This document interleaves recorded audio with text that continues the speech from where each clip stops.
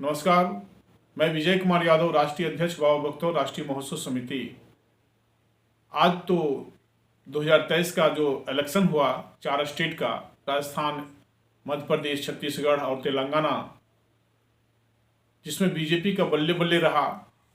3 state एक hat trick मारने का काम बीजेपी ने कर दिया और तेलंगाना कांग्रेस के पक्ष में चला गया।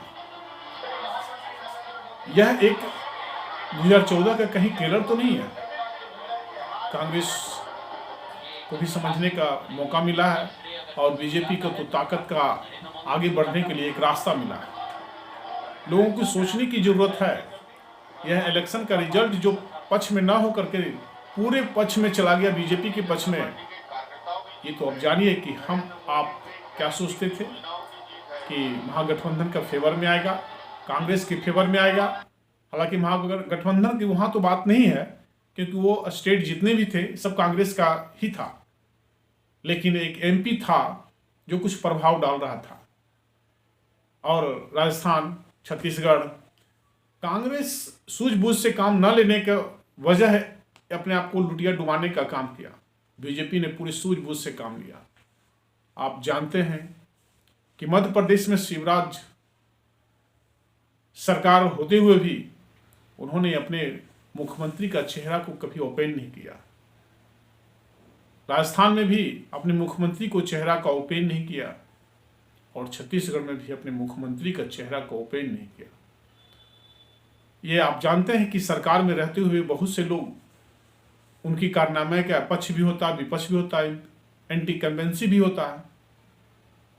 इस चीज को बीजेपी ने समझा। मोदी जी के नाम रहा, काम तो उसके सिपाही ही कर डाले। वो काम सबों लोगों को सोच से परे रहा, लेकिन जो उन्होंने कर करके दिखा दिया, शायद आगे आने वाले राजनीतिक नेताओं के लिए, पार्टियों के लिए एक बहुत बड़ा सोचने के लिए एक मैसेज दिया। क्योंकि ये राजनीतिक पार्टियों को सोचने का मैसेज रहा कि अपने सूझबूझ और योग्य लोगों को साथ लिया, सबका एक संबंध बनाने का काम किया। कांग्रेस नहीं बना पाई। कांग्रेस अभी भी उसी पुराने ढढरे पर पड़ा हुआ है और पुराने ढढरे पर ही कायम होकर अपने आप को विनाश की स्थिति में लाने का काम करता है। शायद इनकी हारने के वाकई अपने आप को ही दर्शाने का एक परिचय बना लिया है कि मैं हारता रहूं। कहीं बीजेपी का पार्ट 2 कांग्रेस तो नहीं है, ये भी सोचने की बात है। ये दिखती है एमपी चुनाव में, मध्य प्रदेश चुनाव में, जिस तरह अखिलेश यादव का दरकिनार किया गया था। अखिलेश यादव को बुला करके बाहर में बैठवा करके इंतजार करवा रहा था उनकी पार्टियों को कि वो गठबंधन में उनको भी कुछ सीट दिया जाएगा, लेकिन कोई सीट इनको नहीं शेयर दिया गया। और एमपी में 10 सीट पर समाजवादी पार्टी ने नुकसान कांग्रेस को कर डाला। तो क्या कांग्रेस को कभी सोचने की जरूरत नहीं थी? या कांग्रेस में उस बीजेपी का ही सपोर्टिंग टीम तो नहीं बैठी हुई है कि समाजवादी पार्टी को गठबंधन होने ही नहीं दिया? और पूरा आज जो रिजल्ट आई है वो पूरा मतलब मध्य प्रदेश बीजेपी के फेवर में चला गया। ये 10 सीट ही नहीं, आपको वाकई आपको मालूम होगा तो हाँ 30 सीट पर समाजवादी पार्टी का पूरा प्रभाव पड़ा है। क्योंकि आपने अगर 5 सीट पर भी आप उन्होंने समझौता कर लेते तो शायद 30 सीट पर आपको ताकत महसूस होती। वो अपने बताइए कि मुख्यमंत्री को भी अपना नाम नहीं लिए नरेंद्र मोदी और काम कर गए। शिवराज सिंह का मुख्यमंत्री रहते हुए नाम न लेना, ज्योतिरादित्य सिंधिया को सबको कई तरह से प्रोजेक्ट करने का काम किया। लोग उनके हो सकता है शिवराज सिंह का उनके विरोधी भी हो सकते हैं, तो चलो भाई इस बार मुख्यमंत्री बदलेगा, हो सकता है ज्योतिरादित्य सिंधिया आ जाएगा या अदर कोई मुख्यमंत्री बनेगा। तो उन्हें कैसा भ्रम में लोगों ने रख करके अपना राजनीति का काम किया। उसी तरह से आपका राजस्थान में आप चले जाइए, वसुंधरा राजे को भी या अदर को भी मुख्यमंत्री बनाने के लिए उन्होंने नाम नहीं लिया, लेकिन आपने राजस्थान में अशोक गहलोत जी का एक बार तो बन गए थे, उसमें सचिन पायलट भी थे। सचिन पायलट का कोई उम्मीद नहीं था कि वहां मुख्यमंत्री बनेंगे, शायद उनके समर्थक नहीं काम कर पाए। हो सकता है नेताओं से आस्था होती है, अशोक गहलोत जी के नेताओं से आस्था थी, लेकिन वो पुराने विचार के हो चुके हैं, बहुत ओल्ड एज हो चुके हैं, उनसे युवा क्या आशा रख सकता है, क्योंकि उनको नहीं देख चुका है। आपने काम बहुत अच्छा किया, राजस्थान में कांग्रेस बहुत अच्छा काम किया, अशोक गहलोत जी ने अच्छा काम किया, लेकिन काम किया तो काम तक ही रहा, उसकी डुगडुगी आम जनता तक पहुंचाने का काम आपने नहीं किया। सचिन पायलट जी को दरकिनार करके रखा, ये कांग्रेस को तो भोगना ही था। और मध्य प्रदेश में कमलनाथ जी, अरुण यादव और भी बहुत से उससे रिलेटेड नेता हैं। कमलनाथ जी को कोई जरूरत था प्रोजेक्ट करने का नहीं, आप समान बनकर रहते, जो जीत करके आएगा पार्टी जो ऊपर निर्णय करेगा वो मुख्यमंत्री बनेगा। आपने बीजेपी की कभी थीम को अपने समझा नहीं, उसकी विचार को समझा नहीं। उसी तरह अपने छत्तीसगढ़ भूपेश बघेल जी बहुत अच्छा काम किए। काम करना ही नहीं होता है, साथ साथ उसको डुगडुग भी जनता तक बजानी होती है।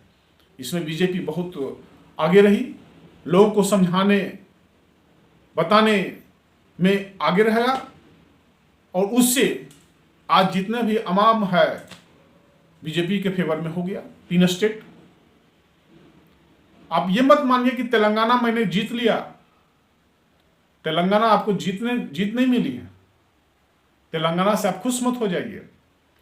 कांग्रेस के अभी भी विचारक जो हैं वो निश्चित है कि वो कांग्रेस के पक्ष में नहीं काम कर रहे हैं, उनके शायद विपक्ष में कहीं कहीं तो काम नहीं कर रहे हैं, जिसमें इंडिया गठबंधन की विचार को शायद उस कांग्रेस में भी अंतर विरोध में चल रहा है कि नहीं, चलो कांग्रेस की कोई जरूरत नहीं है।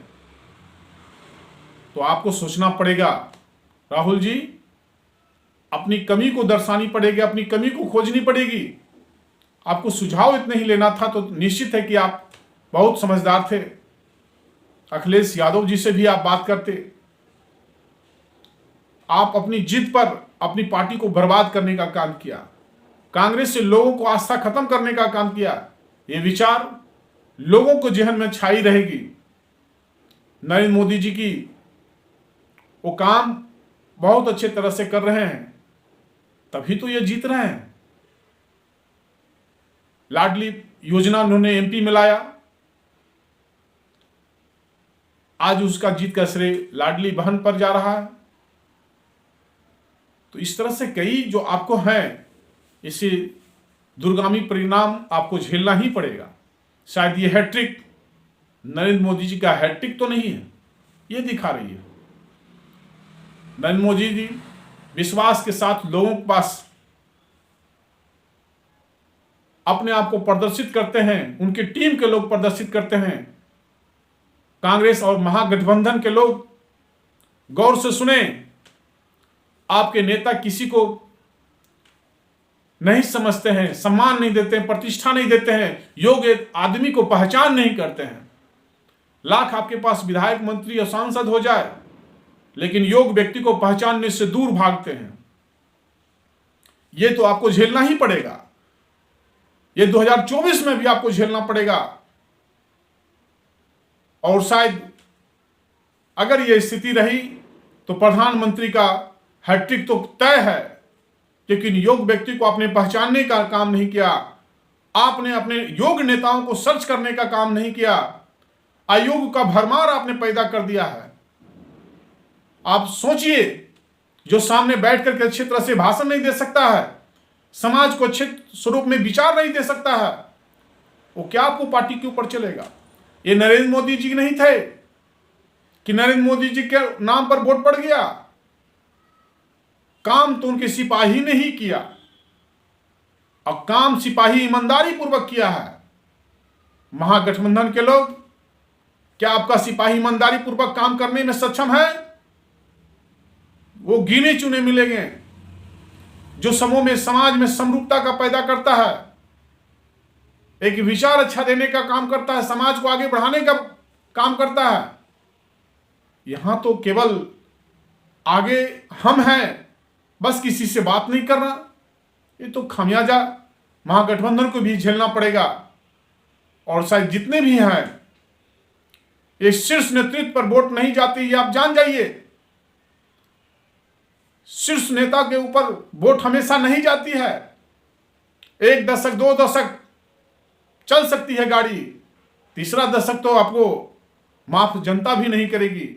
ये आपको पहचानना पड़ेगा, योग्य व्यक्ति को खोजना पड़ेगा, कैसे समाज को एक नया रास्ता दे सके, एक जिसमें आस्था, एक विचार हो सके, ऐसे व्यक्ति को पहचान करनी पड़ेगी। तभी महागठबंधन या इंडिया का सरकार पूरे 2024 में आएगा।